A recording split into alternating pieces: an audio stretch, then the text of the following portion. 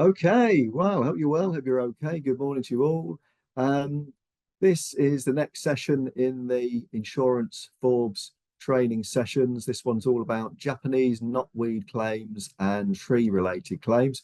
Just by way of introduction, I'm Tim Smith. I'm a partner at Forbes, and I'm based in our Leeds office, and I deal with predominantly Japanese knotweed and tree cases, but also deal with a smattering of EL and PL and highways cases.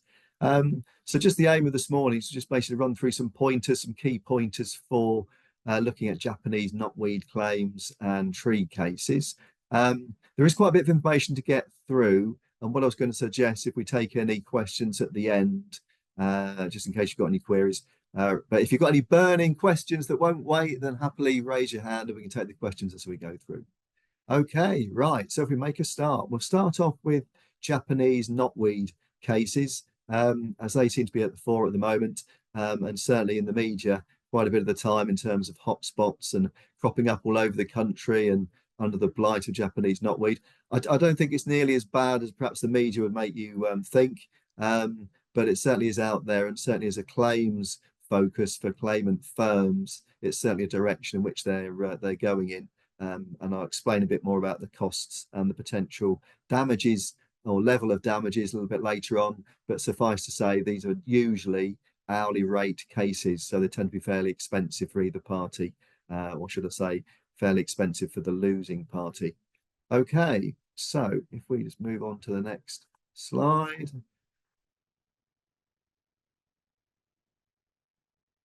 So the basic position for Japanese knotweed cases, or if we look at the fundamental points that we look at when dealing with them, we look at encroachment, so about encroachment from one property to another, the duty of care that's owed by us, by the defendant as a property owner, breach of that duty, causation, which is very important and we'll come on to in a moment.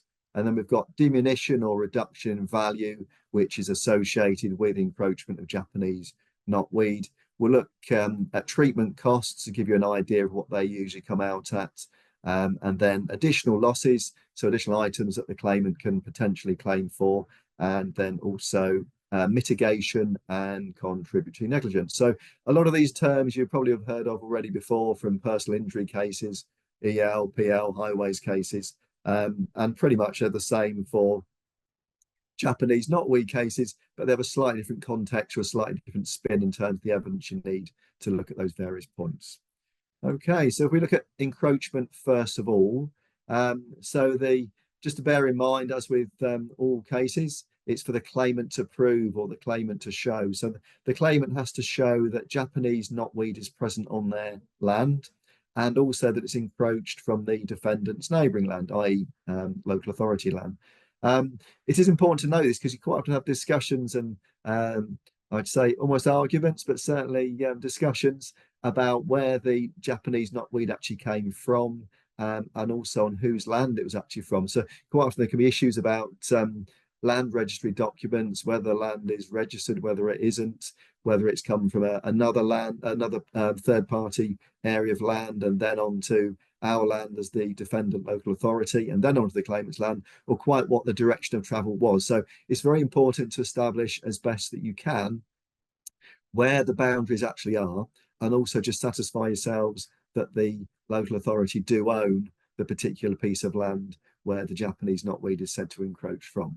And usually we find that site visits are invaluable because what you can see in a report, in photographs, on paper, doesn't always necessarily mirror what's on the ground when you get out to site. So I'd definitely say go for a site visit, put your wellies on, go and have a look around and have a look at the boundaries and the general layout of the property. So first thing, encroachment, Japanese knotweed.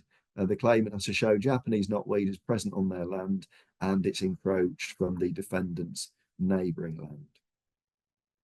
So the duty of care is based on these concepts of actual or constructive knowledge, which we do have on other cases, on personal injury cases. So the duty of care is owed from when the defendant, i.e. the local authority, has actual or constructive knowledge, or both, potentially. You could have cases where you have both, And this comes from this case of Williams and Network Rail in 2018. Now, this was basically the high point of Japanese knotweed cases historically, for those in an interest in the case law. We then had a more recent case, was actually an appeal case of Davies and Bridgend Council. But the starting point in terms of case law was this case of Williams and Network Rail. And effectively what that dealt with, that was saying that constructive knowledge, so in essence, local authorities or defendants were deemed to have known about the risks from Japanese knotweed, certainly from 2013 onwards. In 2012, there was a RICS, a Royal Institute of Chartered Surveyors paper, which flagged up issues with Japanese knotweed and flagged up the risk of damage to property, buildings, etc., by Japanese knotweed. Now, that's somewhat gone to the side now, and there is a more recent RICS paper in 2022. But the starting point in terms of when local authorities or indeed defendant landowners should have been aware of the issues and risks with Japanese knotweed goes back to 2012. And I've put 2013 on there because the court basically said, well, the paper came out in 2012. I'll give you a year's grace. So by 2013, you should have been aware of the issues with Japanese knotweed. So that's what's known as constructive knowledge, being aware and potentially doing something about it. Now, that might be a proactive system of inspections where you go out and you're actively looking for Japanese knotweed before it's caused any damage or encroached onto adjoining landowner's property, or it might be some kind of reactive system. And generally speaking, most defendant local authorities or landowners rely on a reactive system. A proactive system would just be too onerous due to the size of land and areas involved. But you could have a proactive system. And then there's what's known as actual knowledge. So actual knowledge is when the adjoining landowner comes to you, sends an email, makes a complaint, sends in a letter and says, I've got Japanese knotweed on my property and it's come from your land. So there's just two differences there. Constructive is when you should be aware of potential issues with Japanese knotweed, and we'll come on to the significance of that a little bit later on. And actual knowledge is where somebody's actually come to you and said, there's a potential problem here. Okay, so in terms of breach of duty, so as a landowner, as a property owner, as a defendant, you would be under a breach, sorry, you'd be under a duty of care. And in terms of looking at the breach of that duty of care, so just important to note that the claimant has to show you're in breach of that duty of care for them to have a claim that could run through to potentially to provide them with damages. So in terms of breach of duty, the defendant needs to take steps that are reasonable in the circumstances to prevent or minimise the risk of damage to neighbouring land. So in this case, it's take steps that minimise or reduce the risk of the Japanese knotweed encroaching. And if it's already encroached, then to stop it from encroaching further. So effectively, it's a duty to treat the Japanese knotweed on your land to stop it from migrating or spreading onto the claimant's land. In terms of where you could find guidance, the RICS, the Royal Institute of Chartered Surveyors, have published a paper about Japanese knotweed, and that was updated in 2022, and I'll send you the links for that. There's also some very useful guidance or code of practice from the Property Care Association about the management of Japanese knotweed, which is very, very useful. That's at www.property-care.org. But again, I'll send you a link for that. But it's worth reading. And it's not to say that your program or your management policy has to be the same or mirror theirs, but it certainly gives some very good guidance about what to expect in terms of what to put together about a management program. And the good thing about the RICS guidance and the PCA code of practice is they're recognised by the court. So if you start trying to put together a plan in accordance with what's in those guidance documents, then hopefully you should be able to persuade a court you've got a reasonable system in place. Okay, so just moving on from there. In terms of causation, so very important in terms of Japanese knotweed cases, it's for the claimant to show that the defendant's breach of duty caused encroachment and potentially caused loss, which we'll come on to. So it's not sufficient for the Japanese knotweed simply to have encroached onto the claimant's property. The claimant has to show there's been a breach of duty. So in effect, either the defendant wasn't treating or the treatment they were doing to the Japanese knotweed on their land wasn't sufficient and didn't stop the spread or curtail the spread once they were aware of any issues with Japanese knotweed. So this very important case of Davies and Bridgend 2024 case, it was actually a case that went to the Supreme Court. So before that, it had been on appeal, it had been to a lower court, and then it found its way up to the Supreme Court. And in 2024, they gave judgment. And it's a really useful case for defendants. So what it effectively said was, if encroachment of Japanese knotweed from the defendant's local authority land to the claimant's land occurred before the defendant's breach of duty, then that claim will fail on causation since the loss occurred before the breach. And the actual judgment of paragraph 56 says, if the diminution, which is the reduction in value due to the presence of Japanese knotweed, would have occurred in any event, then the defendant's breach is eliminated as a cause of that diminution, and so there'd be no causal link between the defendant's breach and the diminution or reduction in market value, and therefore no claim. So if we just go back to that previous slide, you'll remember this key date of 2012, 2013. So if you've got expert evidence that can show that the encroachment of Japanese knotweed from your land to the claimant's land occurred prior to 2012, 2013, and that's normally an expert report, then in theory, in principle, you could then kick out the claimant's claim and say, well, look, we weren't under a duty until 2012, 2013.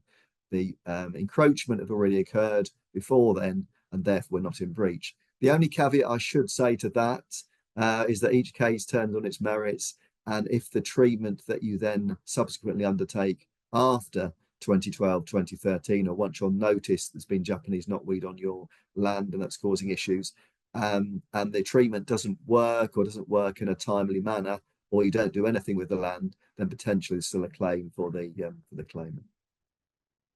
So if you just look at reduction in value, so this is all to do with effectively the claimant puts in a claim for encroachment of Japanese knotweed, and this is to do with the stigma of having Japanese knotweed on your land.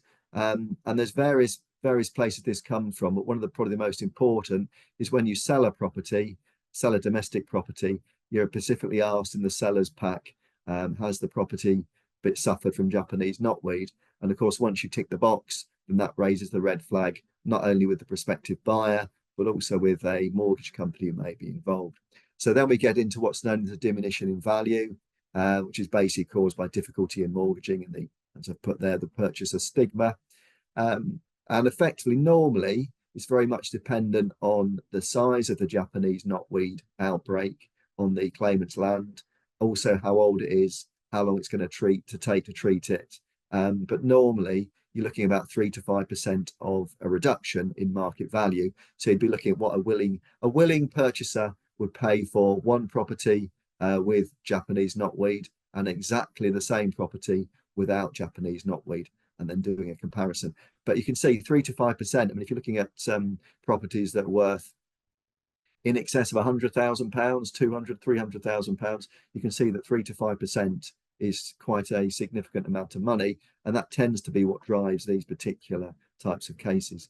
I've just briefly mentioned there about full diminution and versus residual diminution. So you could have full diminution would effectively be where you've started off with a treatment program, but the treatment program has yet to run its course all the way through to completion, typically 5 years. Or you could have residual diminution where you've already started your treatment program and you might have got, say, 2 or 3 years through that treatment program.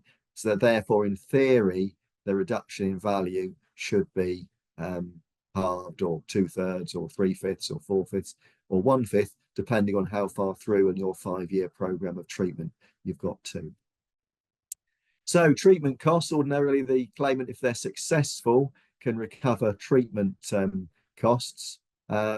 We've got the options here, which you probably will have seen. So you can spray an area of Japanese knotweed, or if it's more prolific or causing more problems, you can stem inject, but ordinarily stem injection is more expensive because you're literally injecting into the individual stems of the Japanese knotweed rather than an overall area. And you can also spray the area, which is normally cheaper. I mean, spray typically for an area of several square meters, you'd be looking at costs of £2,500 to £3,000. It's really an on cost just to get the guys to site and then start to spray, which may take an hour or two. But larger areas can be significantly more money, and certainly stem injection can be more than that. The other potential option which is far more expensive, is excavation. So if the claimant were looking to develop the property and they wanted effectively a quick fix, and they could show evidence that they're looking to develop the property or to sell it on, then in theory they could claim for excavation, which is significantly more expensive and typical cost for a garden area. And this is all dependent on size, but it could get to 25, 30,000 pounds. And that's to just literally excavate the garden area and take out the Japanese knotweed above ground, but also the rhizomes, the root bulb, which is below ground. And just to point out that the Japanese knotweed is controlled waste, so you can't unfortunately just dispose of it at your usual tip. It has to be taken to specialist facilities. And then the other option is a root barrier. So you could, in theory, install a root barrier to stop the Japanese knotweed from encroaching onto your property. And again, claimants do claim for that. But ordinarily, if cases get to court, then typically the judge would look at the spray form of treatment as opposed to the others, which are far more onerous and far more expensive. Additional losses you might find yourself facing would be damages for physical damage. I've never yet seen a case where there has been physical damage by the Japanese knotweed to, say, brickwork or concrete patio areas. But if there were damage or physical damage, then you'd be looking at the financial loss, the repair costs, and based, again, as you typically would on a property claim, based on an indemnity basis. So you'd be taking into the account the age of the property and what's required to be done. But typically that would be quite difficult to argue when it's bricks and mortar, as opposed to, say, if it was damage on a personal injury case to clothing or even a motor vehicle where you got damage to tyres, where you can say, well, tyres only have a finite life, whereas brickwork and blockwork tends to go on for a little bit longer. There's also the claimants living at the affected property may recover damages for loss of amenity, and that can be typically £200 to £300 per person per year that they're affected by the Japanese knotweed, or their gardens affected by the Japanese knotweed. Just in terms of mitigation and contributing negligence, so again, you can certainly run these arguments. The claimants failed to mitigate the loss by failing to treat or poorly treat the area. But usually the claimant will turn around and say to us as the defendant that unless the defendant treated the land, then it didn't make any odds whether the claimant treated or not, because the knotweed would simply re-encroach.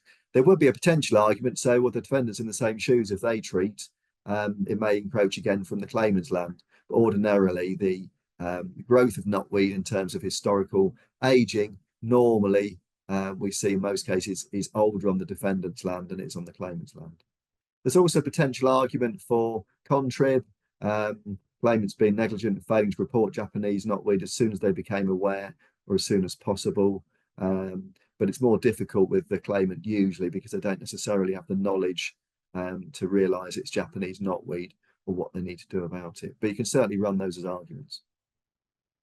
Just looking again at the costs, which I think we've basically touched on in sort of very simplistic terms a few slides ago, but just in terms of the legal costs, so fixed costs do not apply or don't ordinarily apply.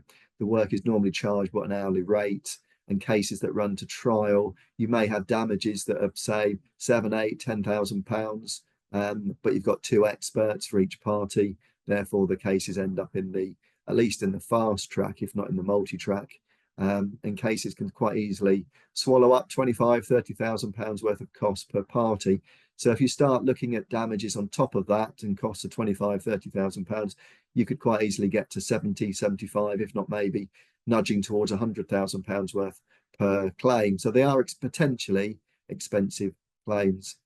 Normally you'd have two experts per party. You'd have a Japanese knotweed expert and a property surveyor to comment on the reduction in market value due to the blight of the Japanese knotweed being present on the claimant's property. And the reports would normally cost £2,500 to £3,000 per report. So you can see where the costs rack up and where they go to. The cases, normally allocated to, or certainly to fast track, but often allocated to multi-track due to the number of days a case will take to be heard, which might be 2 days at trial rather than ordinarily the one. And they do run for long periods of time. There's also, which is quite an interesting point, potential liability for diminution in property value, which we've covered, but also injunctive relief. So the claimant may be seeking an injunction to effectively stop the encroachment of Japanese knotweed.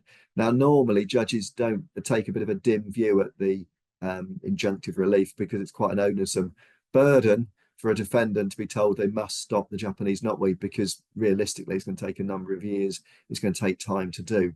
But the claimants do often claim for injunctive relief. And ultimately, responsibility for claimants' costs if the defendant is unsuccessful at trial, and also their own costs. I mean, that applies to either party, not just the claimant, but you can see that the costs can be fairly high.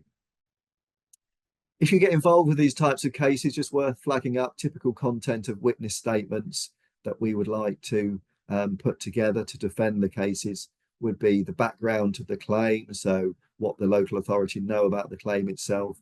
Relevant training, so that's very important. How do the witnesses know how to identify and treat Japanese knotweed? Now, this may be relatively straightforward in that it may be that they've had training from trade suppliers for the glyphosate, which is normally used to treat the Japanese knotweed. But anything at all they've had in terms of training and identification, even if it's just internal training, so you've got somebody that's always dealt with Japanese knotweed, has got the experience to identify it, and has passed that on to other people in your organisations, then that's invaluable to show that A, we've got the knowledge to identify it, and B, we know how to treat it. Council's procedure for managing Japanese knotweed, so hopefully there should be a procedure, even if it's not written down in terms of a formal procedure, there should be a means of treating and also potentially monitoring the Japanese knotweed. So you'd have a log about when you treat and what chemicals you've used, where you'd hopefully record the treatment of the Japanese knotweed, particularly near the boundaries and ideally near where the claimant's property is, and the current status of Japanese knotweed near the claimant's property. Initial reporting, so in the witness statement you'd be describing how the reporting process works, how somebody from the council then goes out to have a look at the Japanese knotweed and what steps are taken after that. Now, this at this point is really, really useful if there's the opportunity to do this. And I appreciate that with resources, it may not be always possible to do, but in photographs are invaluable, really, really good evidence. You can look on Google Earth and you can look at a piece of Japanese knotweed, and you can see that after treatment, it started to get smaller. And that's really good evidence for us as defendants to show that the treatment program is working. But if you've got photographs actually at the site, then that's even better, we usually find, because the photographs are an actual depiction after the treatment, once the treatment started, when you go back to site, and they tend to show that the size of Japanese knotweed is shrinking, which is ideal for us to show that we've got a good system in place, which is being implemented. So if you can get photographs, that's great, that's really good. And ideally get photographs at the same time of year. So what you don't really want is a photograph in the dead of winter when the Japanese knotweed's all died back, and then a contrasting photograph the following year in the middle of summer when it's in full bloom. Or by all means, get as many photographs at different times of the year as you like, but for consistency, try and get the photographs during the different years of treatment at the same time. Okay, I was going to say any questions, but I think it's probably best if we move on with time constraints onto the what will next be actually the tree slides, but we'll just touch on bamboo first of all. So there is in the popular press, there is what appears to be quite a bit of interest in bamboo, potential claims and certainly issues with bamboo. So bamboo can encroach, it grows pretty quickly, and it can encroach onto other people's property. So if you have a growth of bamboo, potentially you might have a claim against you if it's allowed to encroach onto other people's land across boundaries. It's meant to be able to cause damage, so the papers tell us, to physical structures, and therefore you might face a claim in private nuisance again, similar to Japanese knotweed. If it's encroached, we failed to take reasonable steps to stop it from encroaching, or we failed to take reasonable steps to treat it once it has encroached. And certainly if it's caused physical damage, then there may be a potential claim in there. If it's not caused physical damage, then there may still potentially be a blight on the property, a possible reduction in market value, but also the cost of treating and potential loss of amenity for the claimant not being able to use parts of their garden which have been affected by the bamboo. But I've not seen any bamboo cases come through as of yet, but I'm sure that may well be the next area the claimants decide to look at. Currently, no specific legal obligations in relation to bamboo or restrictions on planting bamboo, and it's not classed as an invasive species, which Japanese knotweed is. But that's not to say that potentially in the future there may well be a claim for for bamboo encroachment. So just one to look out for. Okay, so tree claims. So again, there's quite a lot of slides with the tree claims, but what I thought is better perhaps to give you the slides, which we'll send out to you afterwards anyway, with a lot of information on, and I'll go through the points as best I can in the time remaining. So we've basically got about another 25 minutes. So we'll go through the tree cases and the tree points with you. Again, if you've got any questions, please don't hesitate to either contact me at the end or email me or ring me. My details are on the slides, and I'll happily discuss all things tree related or Japanese knotweed, or indeed bamboo related if you have any issues with bamboo popping up on your property. So just to set the scene, set the picture, I'm sure you'll be aware trees in their natural environment are I think most people probably would say great, fantastic, good wildlife habitats. They actually are meant to make the climate more temperate, so it's less warm, not so cold, and also cut down on wind conditions. So they're meant to be a real benefit for areas in which they are surrounding or areas which they affect. They're also a carbon sink, so they remove carbon dioxide from the air.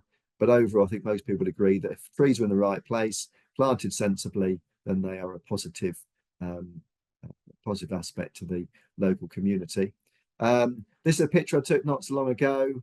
Ironically, there's actually a road literally in a couple of yards where you see the sun glinting through the trees, but I think that's probably most people's vision of what trees look like in the right environment for them. But often is the case, they end up in the modern urban environment, either due to historically having planted tree-lined avenues, or possibly planted more recently, but maybe they're not quite the right sort of tree to be planted there, and they've grown recognitions for when they were planted initially. So leaves can be inconvenient and cause problems. There's limited space above ground, so the trees may obstruct light. Rainwater runoff, so where's the rainwater going to go to? Now the areas are built up with tarmac and concrete. That can cause issues. Large mature trees, real risk of tree root damage, and the full extent, which we mentioned before, of the trees not always considered when they were planted initially, so that can be a bit of an issue. And change in or increase of use of the area where the tree is located. So the trees originally may simply have been in a lovely, beautiful tree street-lined avenue. It may now become a more significant or substantial road being extended or higher usage, and then it can cause problems in terms of where the tree roots are going. So the legal position, the basics, we'll look at liability, the fundamental concept of test of what is reasonable, and we'll look at, again, this case of Kavanagh and Whitley Parish Council setting the scene, and 2 to 3 yearly inspections, which seems to be the main concern for most of the local authorities that we speak to.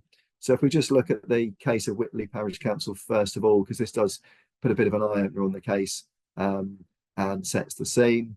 I'm sure you'll all be familiar with this particular case, but it was local authority land adjacent to a main road, and on that land there was a large lime tree which was situated next to a bus stop, and the key point here is where the tree was. So it's next to a bus stop on a reasonably busy road. And then just setting the scene, the judge actually refers to a stormy night in January 2012. The lime tree came down and fell across the road, and it caused a significant injury to the bus driver and also injuries to some of the passengers.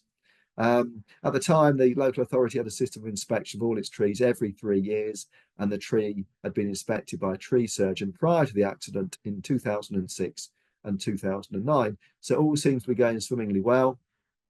However, by the time of the accident, there was some internal decay, which couldn't have been seen from an external inspection, but had begun at some time after the 2006 inspection. This is what the judge found when the judges heard the case.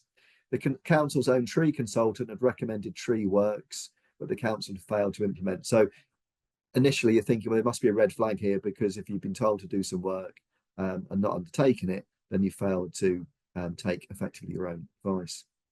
But the issue effectively was the local authority 3-year inspection regime, where there was no obvious defect in the tree, reasonable, or given the size and location of the tree, was a more frequent inspection regime required.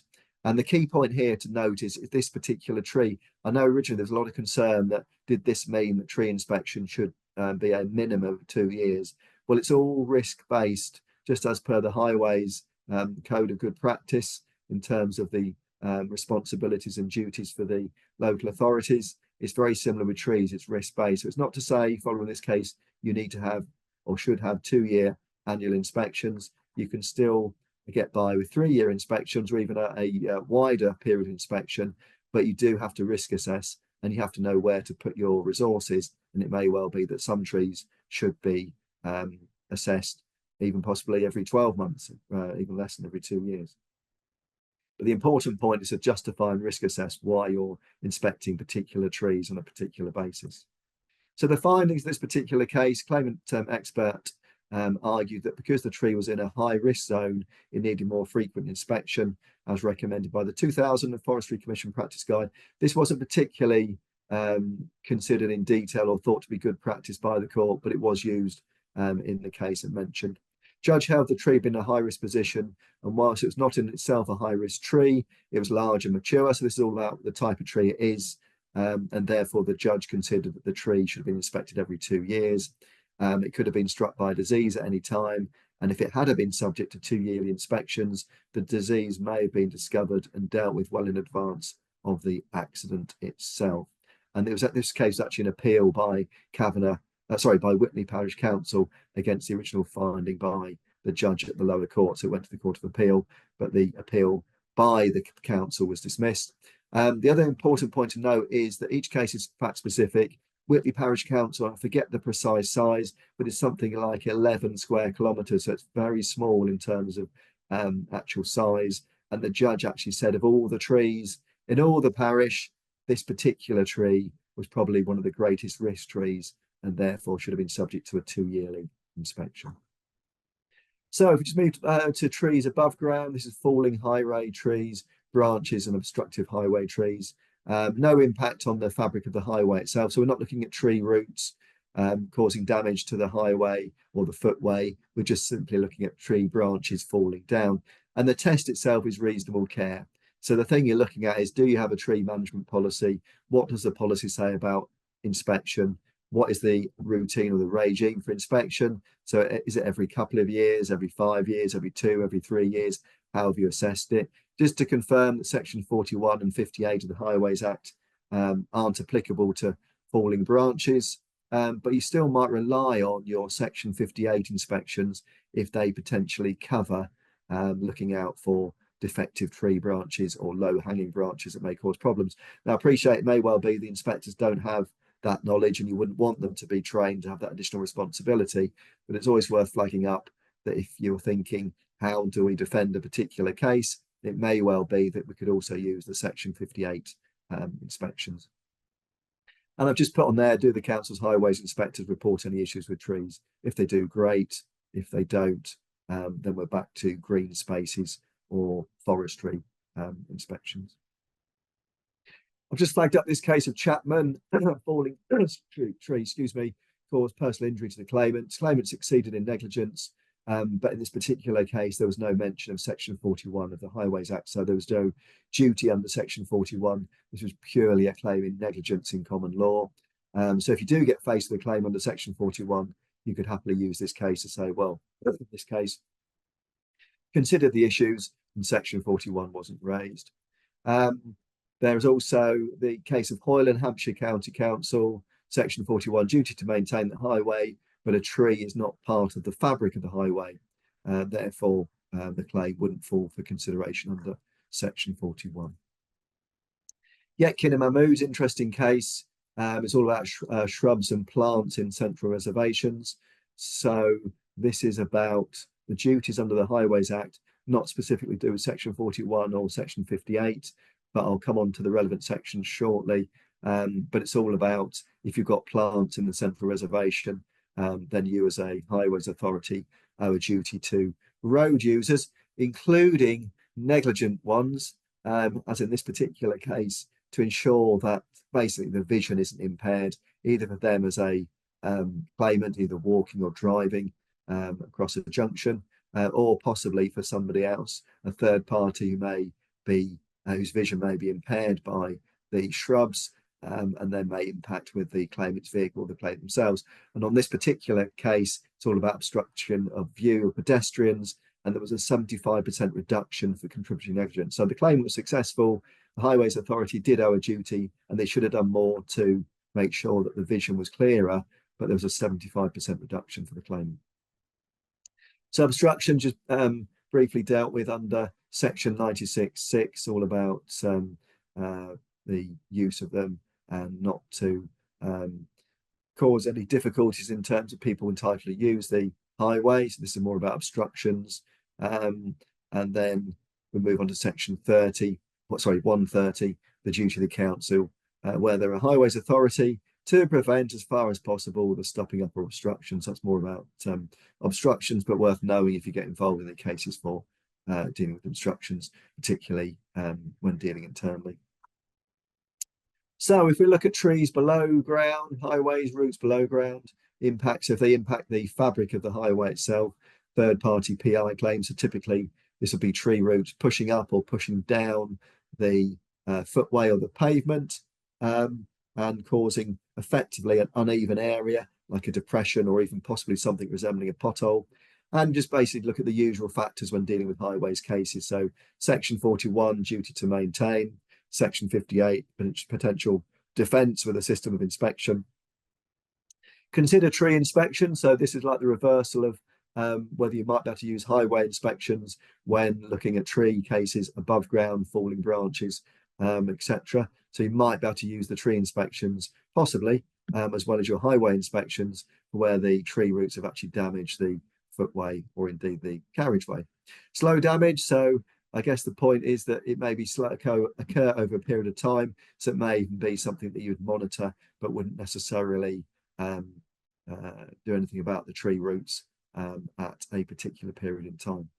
Often occurs as well when trees have been tarmacked around. So you end up with this scenario with a tree initially in a tree root or tree pit on a road, at the side of a road, but over a period of time the tree root branches have expanded, push the tarmac or push the surrounding area upwards, and by way of mitigation the local authority have tried to tarmac over. Now that's fine if it's going to cause, or not cause rather, an uneven surface, but if you're going to cause an uneven surface, then potentially it may cause you some problems. So tree roots affecting highways, you end up with section 41.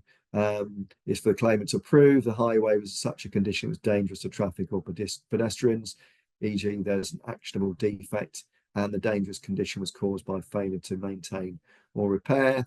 And if you're looking at personal injury cases, the injury or damage resulted from the defect. So it's just the standard criteria that you would use when looking at any standard typical pothole case, but just the cause on this particular claim would be different. It would be tree roots pushing up or pushing down the surface of the footway or the carriageway.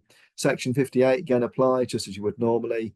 Highway Authority taking such care as is reasonable, all the circumstances and the standard criteria apply. So the court looks at the character of the highway, what traffic was going to be using it, the standard of maintenance, which might be appropriate or not appropriate, as the case might be, the state of repair, which a reasonable person would have expected to find the highway, and whether the Highway Authority knew or could reasonably have been expected to know that the condition of the part of the highway to which the action relates was likely to cause danger to users of the highway. So you come back to your inspection system, your inspection regime.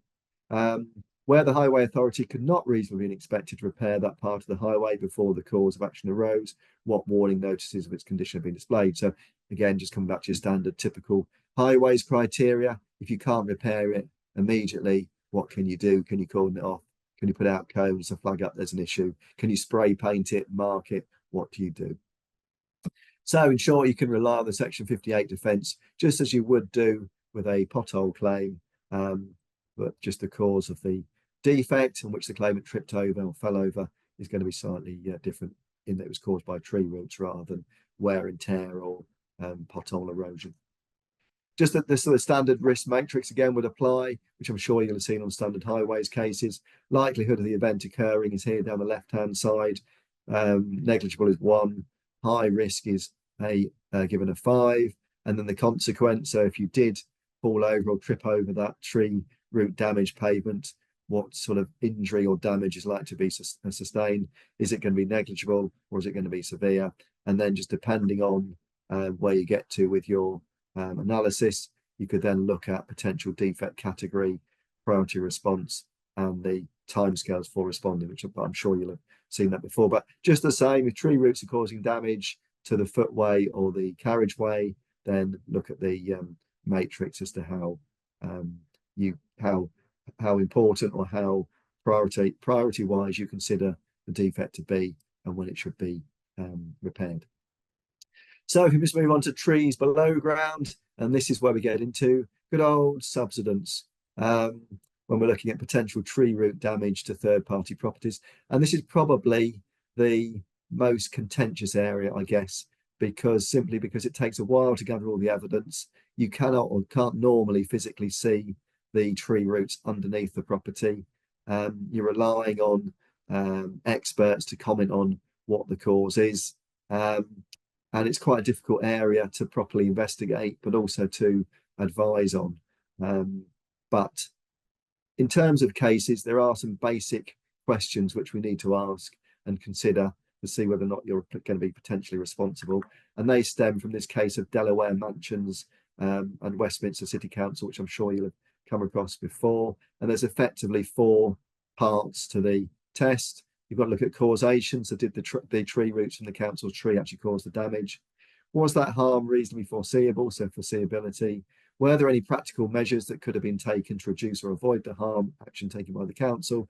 And was it reasonable to take the steps that were actually taken? So not only is it saying, has it caused the damage? Was it foreseeable? But were there actually practical steps that could have been undertaken? Because there may be in the case that there weren't practical steps that could be undertaken. So if we look at causation, always consider instructing experts because you're going to need expert engineering evidence and potentially arboricultural evidence. You can request information from a number of different sources, and it may well be you already hold this information internally with the council, but you can also look at what information you've been presented by the claims solicitors, loss adjusters or insurers, and also challenge their views. So it may well be you decide to look at the information they present, but get an expert initially to do a desktop report to just see if there's any bits or areas that you think can be challenged or they think can be challenged, and or whether further investigations are required. And then we come on to good old other causes or alternative causation theories, which is all about the X-Files and Mulder and Scully. Are there other reasons why the property's moving?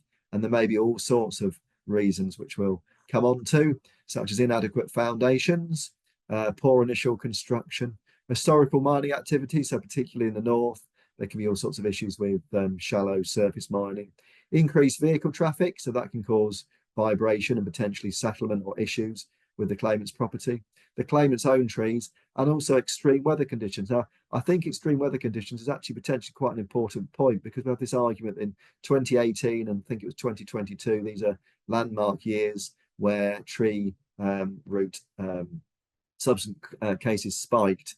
But I think there's an argument to also say that if we have extreme weather conditions, the conditions are dry, the soil dries out generally, the properties are moved anyway, regardless of any potential involvement with the tree roots.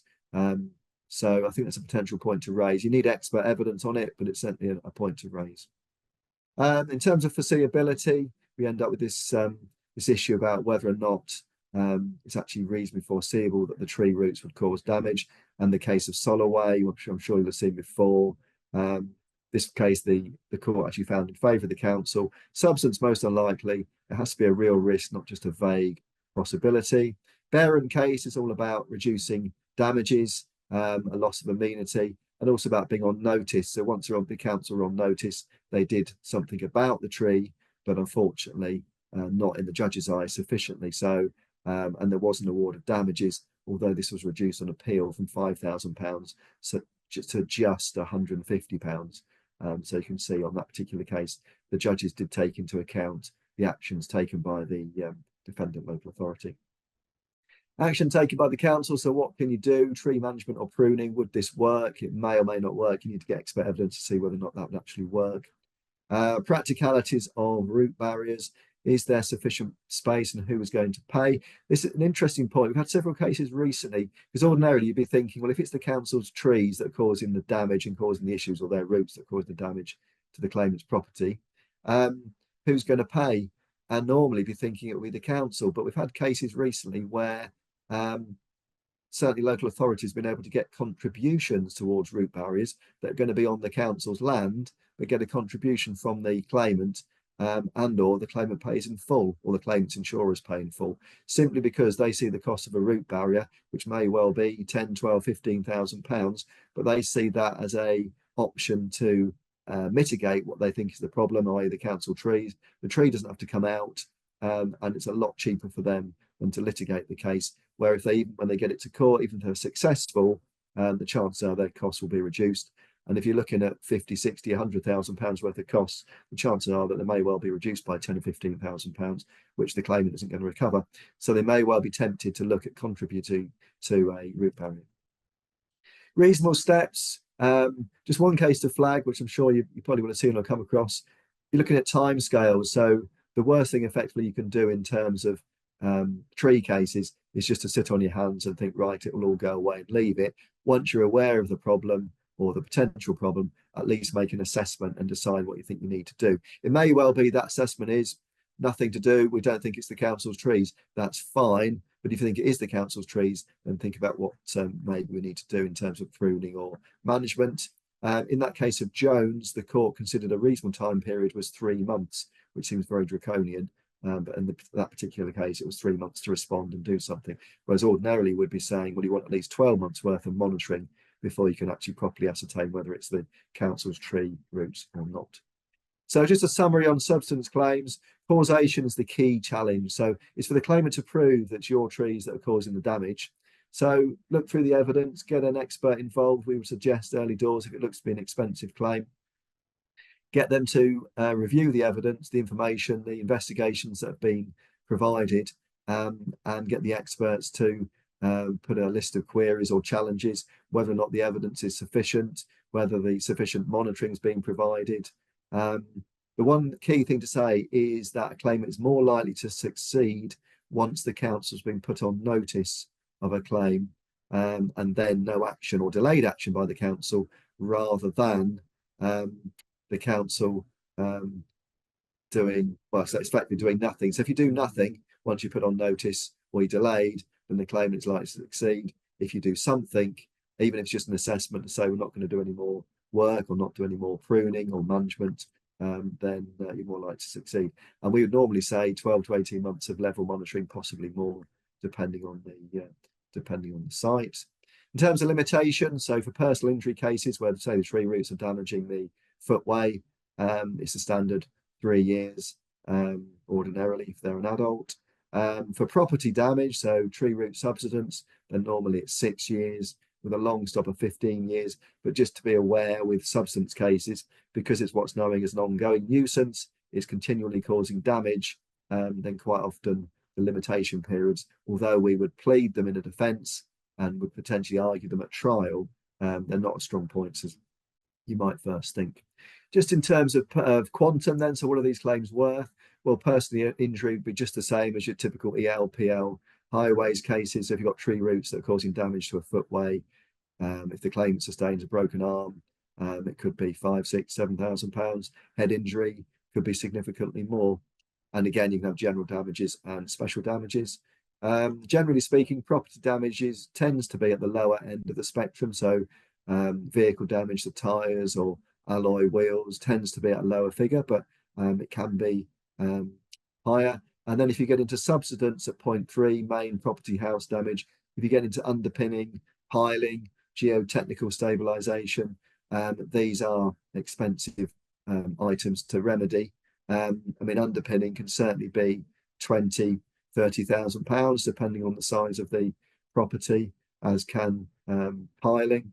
Geotechnical stabilisation, so you might be, for example, in a substance case, you might decide to come to some agreement, or the claimant actually may be seeking the costs of basically pumping grout into the ground to fill in the voids that have been caused by the water removal by the defendant local authority tree. That's effectively geotechnical stabilisation, or one method of geotechnical stabilisation. I've seen it in a couple of cases. It can end up being rather messy, and the grout doesn't tend to necessarily go where you want it to go. But the idea is that you're filling voids that have been created by the removal of moisture and the contraction of the clay-based soil underneath or within the basic disturbance area around the footings of the claimant's property. And then there's potentially claims for damages for distress and inconvenience and temporary accommodation. They again can soon mount up temporary accommodation. So if you're looking at decamping a claimant into a property whilst the repair works are undertaken, be it the substructure works or superstructure works, you can soon be into £5,000 or £10,000 if they're out for several months, and then also distress and inconvenience. So again, legal costs on tree cases, to be honest, fairly similar to Japanese knotweed cases.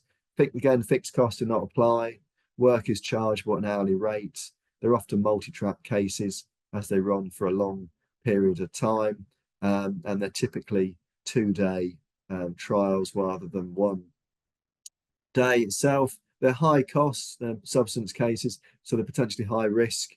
And quox doesn't apply to Japanese knotweed or to substance cases. So it does apply to personal injury cases involving tree roots, but substance cases where it's property damage, quox doesn't apply, so there's no qualified one-way cost shifting. So it's whoever the victorious parties at trial gets the honour of paying the other side's, gets the honour of recovering their costs from the other side. Also, just in terms of cost, they are expensive because, again, you've got 2 experts. So on Japanese knotweed cases, you have the Japanese knotweed expert and evaluation expert. On substance cases, tree root substance cases, ordinarily you'll end up with a geotechnical engineer and an arboricultural report. And there's also the court fees and barrister fees, but they tend to be specialist barristers. So again, the fees tend to be higher. And then, of course, you've also got counsel officer time.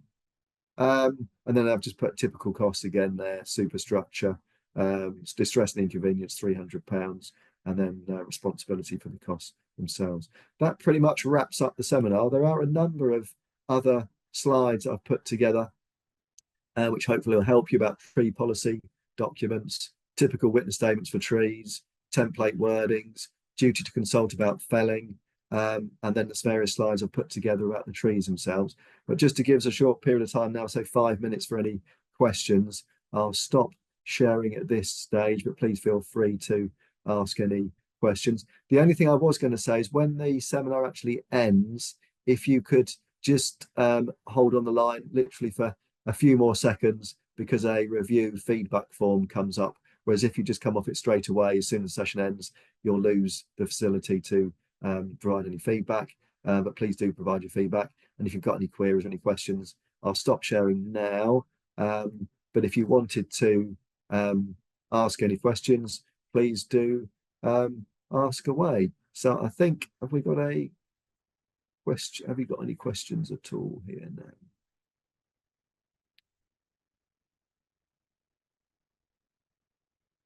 Has anybody got any questions at all?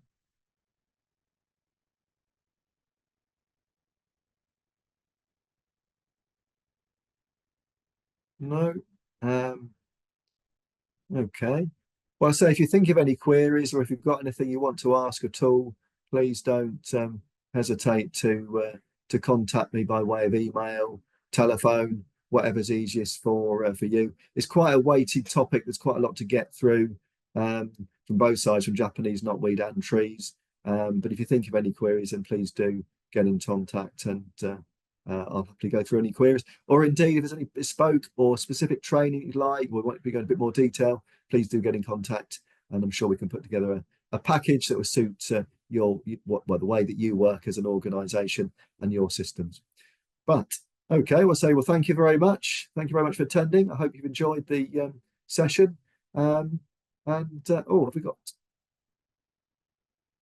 Yeah, okay, wonderful. Glad you liked it, Roger. Thank you very much for that. Thanks very much. Thank you. Thanks for all your help. Bye-bye.